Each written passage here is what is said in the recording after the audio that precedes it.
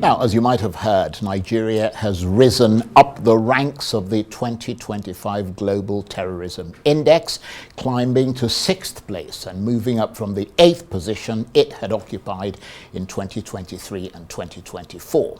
So Nigeria is still in the top 10 of countries most affected by terrorism, alongside the likes of Somalia, the Democratic Republic of Congo, Burkina Faso, Iraq, and Myanmar, to mention a few. The report documents 565 terrorism-related deaths in Nigeria in 2024, reflecting a continued increase in fatalities over the past 2 years. The Nigerian military has cast doubt on the report, questioning its credibility and dismissing it as an external assessment which does not have the accurate picture. It said such narratives undermine its counter-terrorism efforts as it continues to push back against insurgents and criminal elements across Nigeria. Well, for all this, I'm suitably delighted to say that I'm joined now in the studio by Nigeria's Chief of Defense Staff and the highest ranking military officer in the country, General Christopher Musa. Great to see you again. Very well, thank you. Again, every time I see you, you don't look like there's a hair out of place, but then I suppose you are a military officer. I have to remain calm for my troops to continue with their tasks. Yes, you do have to. But let's talk about that Global Terrorism Index. It was released this week. And I guess what stands out as a worry is that terrorism remains a major challenge and appears to be expanding, according to the report. And out of the 10 most affected countries, 6 are in the West African sub-region, with the Sahel the most challenged. What is your reaction to that? Well, reaction on the report or on the general terms? Your reaction to both. On the general term, the Sahel seems to be the most impacted. And why is that so? We have a lot of ungoverned areas. Like I said the last time, Libya is open, Sudan is going through stress, UAE, Central African Republic. There seems not to be any governance within those areas. So movement of light weapons, small arms, drug smuggling, human trafficking, and all sorts happening within the area, and definitely that, exacerbates the issue. Apart from that, we have climate change, adding into hunger, poverty, illiteracy, and what, and so that what has made it. For Nigeria, I think we're improving. Yes, there seems to be an upsurge within the Sahel region, and it tends to flow into Nigeria. And you imagine Nigeria is a big attraction to all. There's this belief that Nigeria is a very rich country, and anybody coming into Nigeria will have so much to give, and so there's so much to it. So most of these reports sometimes I think are overblown, taken out of context, but for us, we have a task and we continue to do what we're supposed to do. Right, but how worrying is it that the report points out that while group terrorism, for instance, has declined significantly in Europe, and what we see there now are isolated acts carried out by individuals. I mean, there's no argument about the fact that group terrorism has declined. Everybody can see it and feel it. Here in West Africa, jihadist groups like Al-Qaeda and Islamic State are leading the terrorism charge and appear to be radicalizing people at a faster rate. So in that respect, is it fair to say that the counter-terrorism effort in West Africa is becoming less effective even after so much effort has been expended? Well, I will not speak for West Africa. I can speak for Nigeria because I know efforts have been made. Well, Nigeria is in West Africa. Good. So, the latest report gave us in 2024 we had the least number of attacks. Within the country, things are really improving. Yes, we still have isolated issues, one off. But like I can tell you, the troops are really, really putting in their best. And like I said, when we have issues of poverty in West Africa, a lot of issues with governance, challenges with Niger, Chad, Chad, Niger, Mali, Burkina Faso, they are taking a lot of heat. And that is because, one, the areas are large, there's a lot of poverty within those areas. Climate change is one major issue on the ground, and lack of political will is causing these issues. And those are the things trying to pour into Nigeria.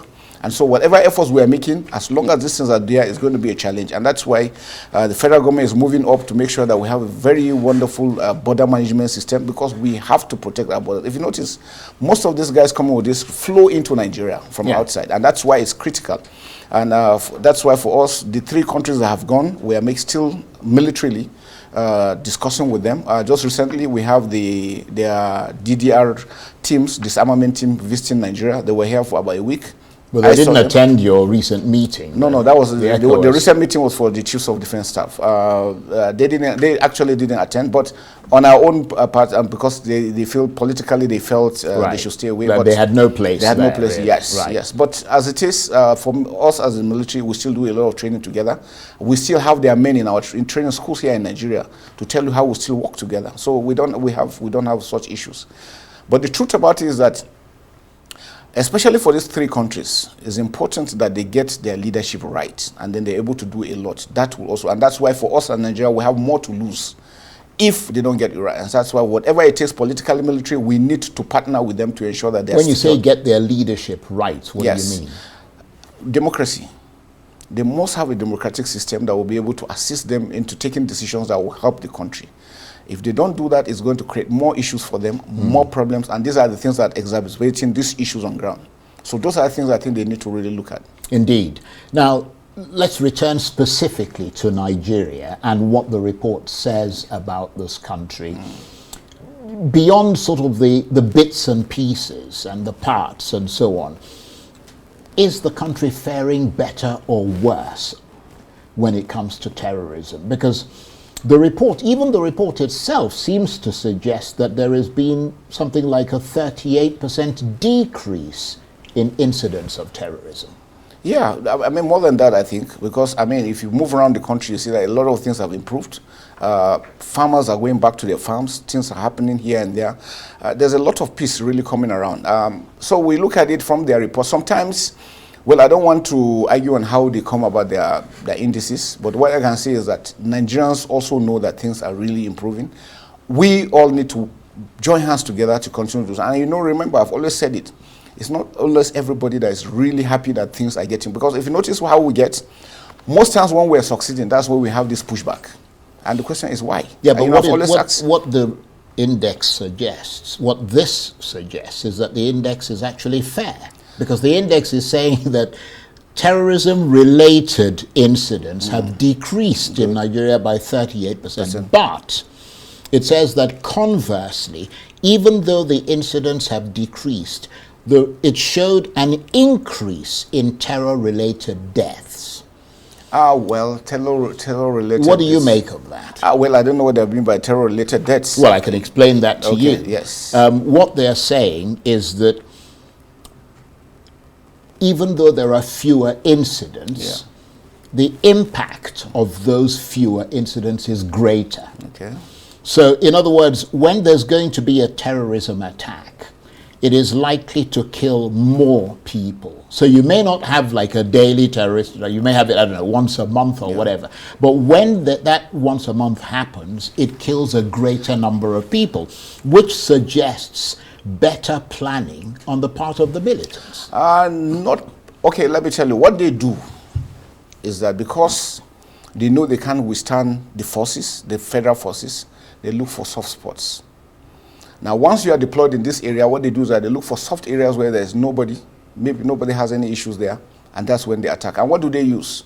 Mass destruction, IEDs. So these are the issues that are coming up. So it's not like as if there's an upsurge per se all over the country. No. There are just a few incidences, and what they look out for is, and like we said always, we cannot be everywhere.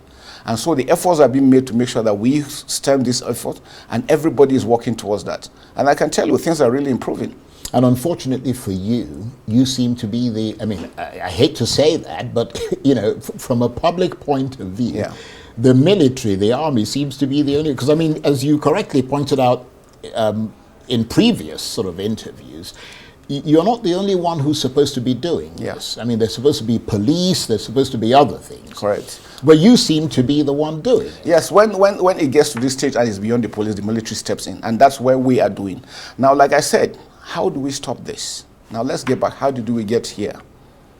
Porous borders, equity, fairness, justice, poverty, illiteracy. Absolutely. These are issues that have to come in. I was going to get to that. So we have to get issues on making sure that we're equally addressing these issues. There are areas that we've liberated. We need those areas, to be garrisoned so that, life could come back into normalcy. And that's good. Who's going to garrison it? You just said it's beyond the police. No, what we do is that once we clear an area, we move forward. The police, the civil defense, and everybody comes in so that government authority can be reestablished. Yeah, but isn't that happening? It's happening to some extent, but we want it to be more. Right. Because most times you find that we go forward, we still have to come back to make sure that So why is it that it isn't happening more to the level that you want it? Well, again, challenges of manpower, equipments by these other groups. And that's why the capacities of those individuals must be enhanced. And that's where this police reform is very, very critical, very important. A nation can survive without the military. No nation can survive without the police. And that's why it's critical that we must get our police up and doing. I know efforts are being made, we need to do more. And once we're able to do that, and some of these things are being able to nip in the bud, we won't get to where we are. Right. And that's why my advice to nations is don't allow insurgency to commence anywhere.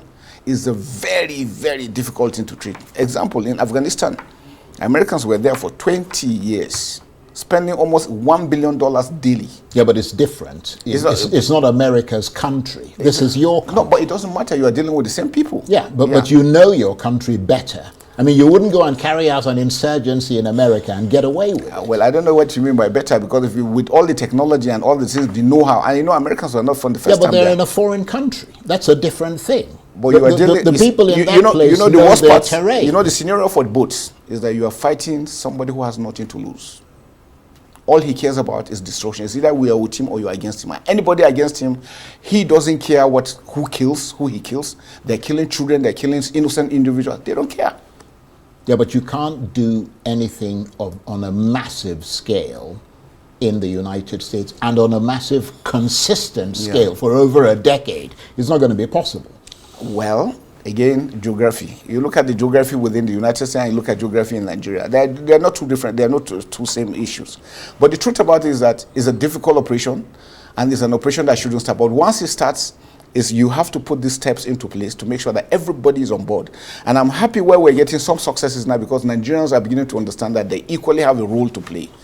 Before now, people tend to believe it's a military operation, it's a military war, it's not our business. No.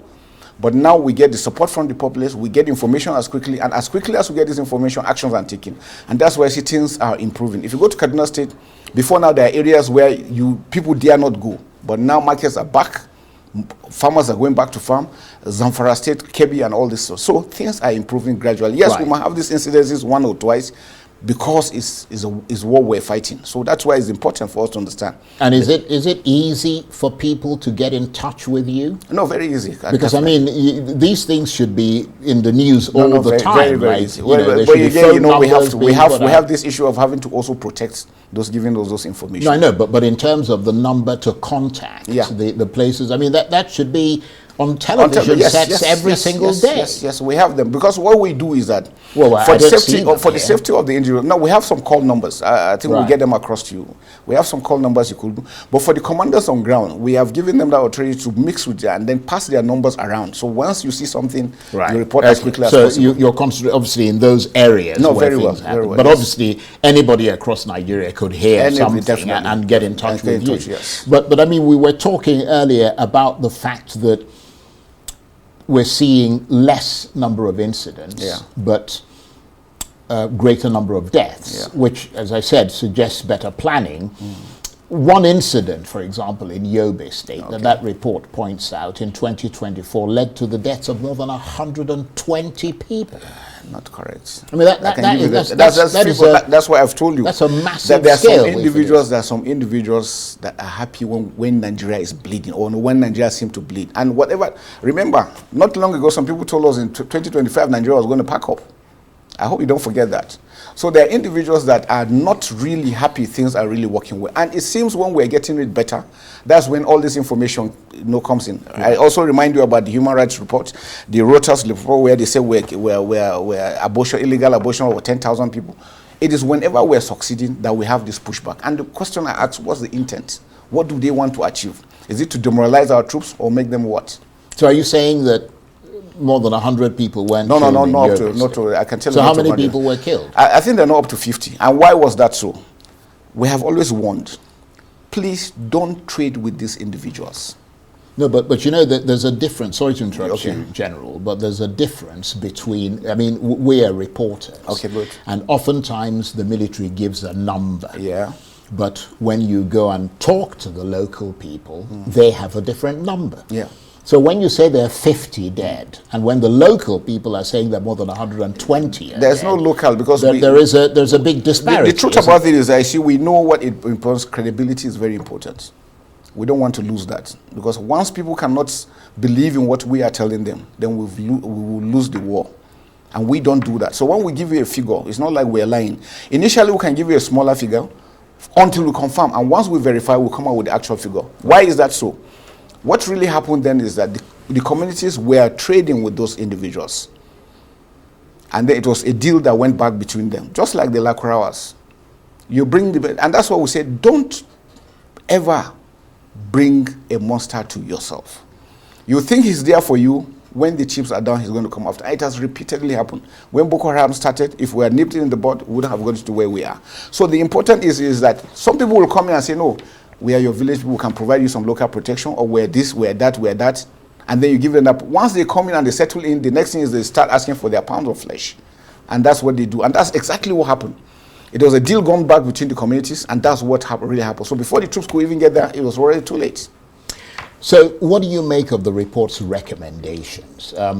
It seemed to be suggesting that, once again, Nigeria is focusing extensively and almost exclusively on directly destructive kinetic warfare, whereas their advice is for Nigeria to dramatically ramp up, you were making the same point, ramp up the use of methods that don't involve direct conventional non-kinetic military action. In other words, non-kinetic warfare.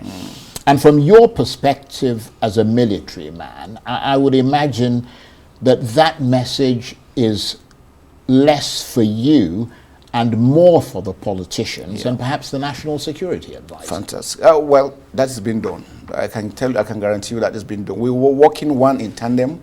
We're all working together with the National Security, the Ministry of Defense, Ministry of Foreign Affairs, Ministry of Internal Affairs, all the securities, and that's why all our theaters of operations, we have all the security agencies together, working under the same command. So we work this. And like I said, military solution is just about 25%. Non-kinetic is the most important, but two of them must go hand in hand. As we are pushing, the non-kinetic is also going, and that's what we also do. And that's why you see the military now, we're also into the non-kinetic efforts to also make up. There are communities we provide boreholes, we provide schools, hospitals, they benefit from our hospitals. Sometimes we also extend food, medical treatment, and all these things to them. And that's why it's critical that it's important that we're able to have good governance for the people to understand that they are part of the system, they are benefiting from what the system owns them, and that is critical. Yes, so there's no question in your mind that, in other words, you agree with the report when it says that there needs to be a shift towards less kinetic and more non-kinetic. No, it's not a shift as per se. It's just to enhance the activities we're doing. We're doing that already. It's just that we need to scale up both the kinetic and the non-kinetic. Because the non-kinetic, like I said, in the Northeast, we're able to achieve, as a date, we have over 120,000 that have surrendered. Both terrorists, non-terrorists, women and children. And I've always reminded you, out of this number, over 60,000 were children. And what were they doing? Before now, they used to go and attack a village, capture everybody, take all the adults, and force them into joining them. Now it's difficult for them to do that. And so what they do is that the women they're with, they get them pregnant. Once they give birth, 4 months later, they take in. And within 120,000, they have over 60,000 that are children. And for us, that's the win, is a success that we're able to pull them out. Because for human nature, any child who grows in a society, what he sees is what he believes that is natural. So if they grow in a society where killing is natural, they come out to become brutal killers. And we wouldn't want that to. And that's why we've given them that. And that's what to tell you, the non-kinetic, because we worked with the Borno State government, we work with the federal government, we work with the humanitarian agencies, all together, pulling them out. We give them a window, just like this. I was on TV, I was on radio. We were talking to, in fact, it took us a long while to convince the citizens to accept them to come back in. Because what we realized that not all of them were part of the terrorists. Some were forced. It was beyond what they could say. It's either you agree or you are beheaded. And they had no option, so they were able to do that. So the non-kinetic is going, and it's very, very important. It's very critical for us to do that. And just to further emphasize that point, and to be clear that you agree that the root causes of terrorism, such as the absence of good governance, development, inclusiveness, credible elections, etc., are still being ignored in this country. Is that a fact? I think efforts have been made. I think the government has also realized these issues, and I think steps have been taken to ensure that we get these things right. Well, that report specifically refers to Nigeria as a country where the deteriorating socio-economic conditions is helping terror groups to recruit more people. So it is those socio-economic conditions that allow terrorism to thrive. Yeah. I think in the past it was actions were not taken fully, but I think now, I think things have been done. I mean, you see some of the government, some policies. I don't know what you mean. I mean, we're talking about development. No, development. No, definitely. Yes, development has the naira has been falling in value. Yeah. People. We're not just talking about people on the lower classes, yes. Middle class, even upper class. Yeah. What you could buy previously, you can't buy anymore. Yeah, but I think So, again, it's not. It's not only. I think it's a world issue. It's not only a Nigerian thing. Well, yes, it's not a consolation to that person. Well, it is. I think for us to understand that we're not only alone, and this terrorism we're talking about is not only in Nigeria. So it's not only Nigeria that is facing this issue. Everybody is doing it. Yeah, but we are so the in efforts Nigeria. we're doing, the efforts the government is Right. doing, I think the government is trying to do its best. It doesn't happen overnight that these things are turned over. But I think it's a gradual thing. I think Nigerians are also working up to the responsibilities. Well, I mean, you pointed out something again at the outset, that beyond all that, when the borders aren't properly policed, weapons can easily find their way in. So in those circumstances, your job becomes like Sisyphus of Greek mythology, whose job was to roll a heavy stone up a hill, and every time he approached the top, the stone escaped his grasp and rolled down to the bottom, whereupon he would start again. I think the Minister of Interior is doing a lot, because I know of recent, we have a command center for the immigration. We're working together with the civil defense to ensure that the border areas are also properly manned. I mean, before now we had thousands of entry points that illegal individuals just come in and go out at will. But efforts are being made now, at least for all the major border points. You could sit down in the command post at the command headquarters in Abuja, and you see what is going on directly there. So actions could be taken. Now, I think the leveraging on technology is making a lot of difference now. So I think we need to really build up on that, which is critical. Right, but still the borders are porous. Not as they used to be. It's getting better, I think. Right. Yeah. But that makes your job more difficult, doesn't it? Of course, but that's where we're trained, and that's where we're living up to expectation. We're trying to make sure that we face the challenges ahead, and as we see it, we prefer solutions, or we make suggestions, and actions are being taken. And I think for us that is very important.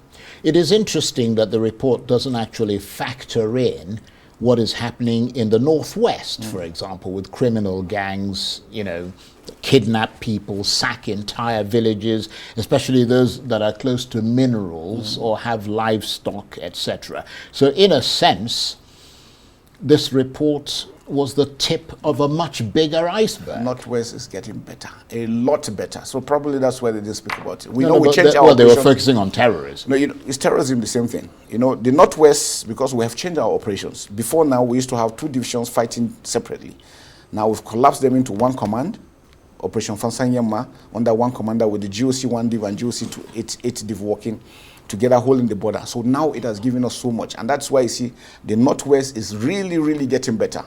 Farmers are going. That's why I told you farmers are going back. We have a very good harvest this year, and we intend to also give protection for those ones. Now the issue is with the mining areas. Those are areas, and with the civil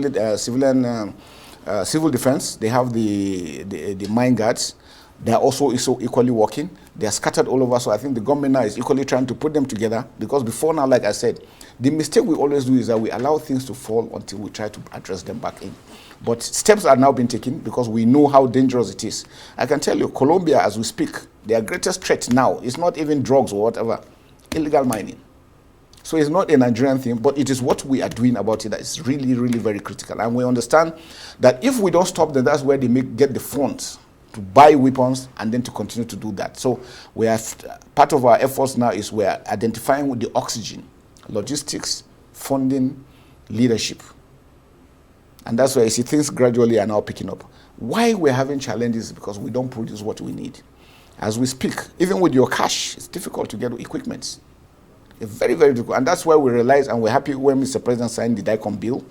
That has enabled us now to also to interact with other original equipment manufacturers for us to come and produce in it. Because we realize it is when you produce what you need that you can really be able to do so much.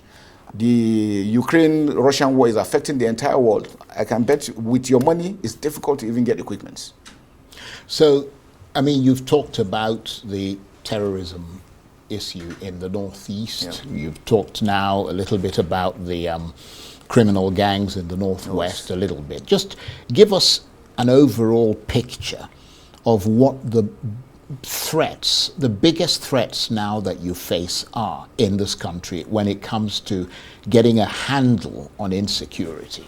The greatest threats is that we're having individuals that are really hell-bent on killing innocent people for whatever reason. If it is monetary, it is ideology, they just don't care. And it is not like I always said, is that they're getting the support from outside. I'm happy that efforts are being made. Of recent, you had the incident of the congressman from the US, what he said. And we try to bring those things up to understand that, look, how are they able to sustain these things for this long? Support. Now we're looking at, and the world needs to really come in, because my advice is that the entire world needs to look, let it not be a Sahelian kind of challenge, because if after Sahel we are next, they're not relenting. The ideology behind it is so much, and that's why we must do everything to ensure that we defeat that ideology. And it is only when we do that, then we can have peace. And without peace, there can be development. And that's why it's critical for every government to ensure that we stand up, face it both kinetically, non-kinetically, to address these security challenges. So you were talking about the biggest threat. Yes. The terrorists. The terrorists, we need to get them. And like I said, is a whole of society approach to it. Are they more of a threat than the criminal gangs? They're all the same. They're all the same. You know, the criminals have a way of putting their aims together. The enemy of my enemy is my friend. So the terrorists, the insurgents, the bandits, the criminals, all for one thing, either cash, ideology. And so they come together trying to work. Most times when we are carrying out operation, they try to call themselves to support each other. And because now we've understood that, so we take actions once they are coming on all fronts, we make sure that none of them goes back. And so that's why you see we are progressing. And like I said, you equally mentioned recruitment.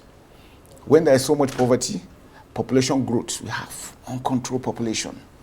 There are people just waking up and nothing doing from morning till evening, no food, no nothing. So they are easy target. These guys use them, give them peanuts and tell them, come and join me.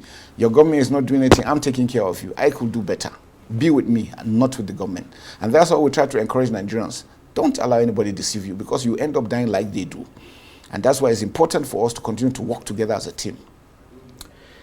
General Christopher Musa, I want to thank you very much indeed. It's always great having you in here. Thank you very much. Thank you for taking the time to come and share your thoughts with us. General Christopher Musa is Nigeria's Chief of Defense Staff and the country's highest ranking military officer. Good to see you again. Thank you. Good to see you too.